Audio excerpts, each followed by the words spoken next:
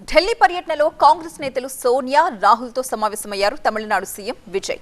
గురువారం నీతి ఆయోగ్ సమావేశానికి ఆయన హాజరవుతారు.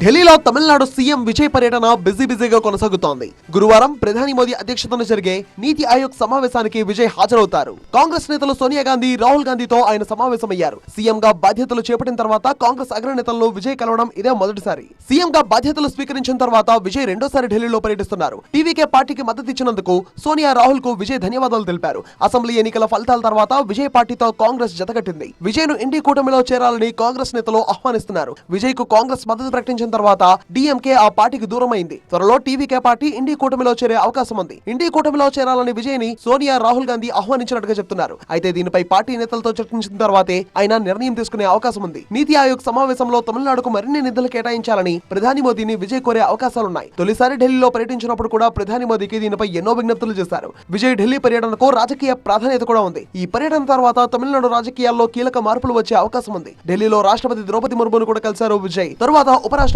రాధాకృష్ణన్తో కూడా భేటీ అయ్యారు.